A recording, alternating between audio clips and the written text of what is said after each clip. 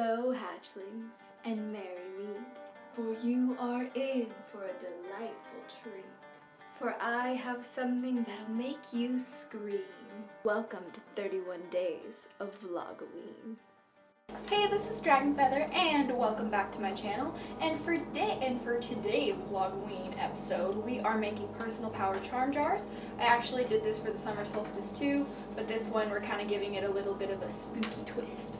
These guys are mi amigos. This is Cindy and this is Breezy, as you guys know them.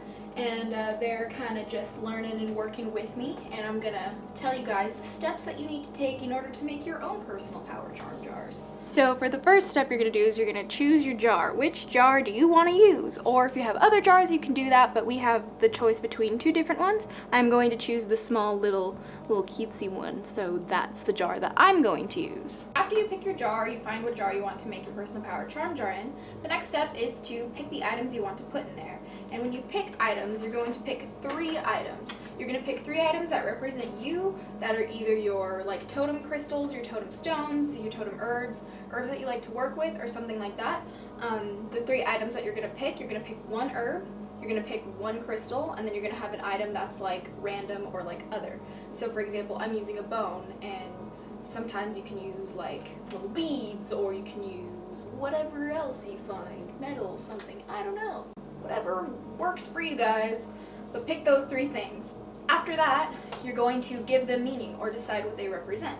For me, in my particular spell that I'm casting, I'm using a crystal, and for me, crystals represent clarity and knowledge, because some crystals can actually store knowledge, but that's a whole other video topic. But the next step, you're going to create a spell with the items that you used and the meaning that you gave to them. For example, you're going to take a poem layout or a poem structure. The particular one that I like to use is AABBCC.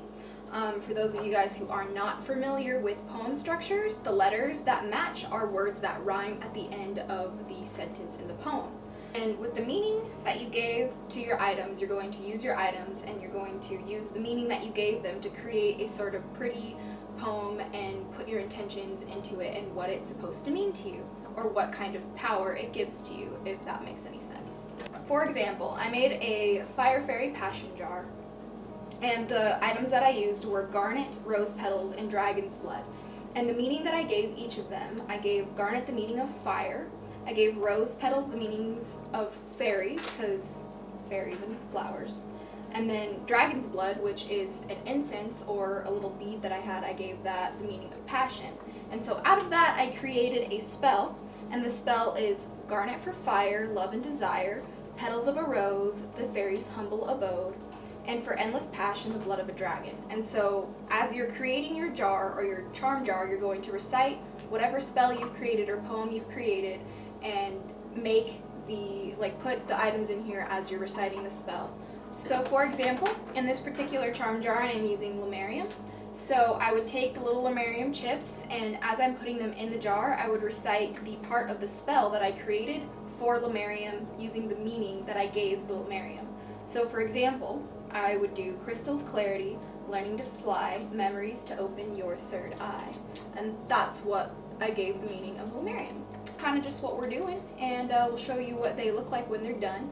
But as you guys know, in witchcraft it's to be silent, so we'll be doing the actual crafting off camera, so you guys can't interfere with our witchcraft. Show you what we come up with when we're done, so stay tuned and see you in literally a second. So this is the one I made. It has Lumerium in it, a mushroom, and a rat bone from an owl pellet. Pretty snazzy, huh? What did you put in it? I put crushed amethyst, lavender, and a little bit of your dragon's blood incense beads in it. Ooh. Mine has black sand from Hawaii, Lumerium, and rose petals in it to represent my past, my future, and my love. And thank you guys so much for watching. If you guys have any questions or comments, please leave them down below and let me know, and I'll get back to you as soon as I can. But until next time, stay geeky and cheeky and freaky little hatchlings. Blessed be and bye! Mwah. I'll see you back next time for your deadly dose of dragon feather. will be a spooktacular crime, staying geeky, cheeky, and freaky together.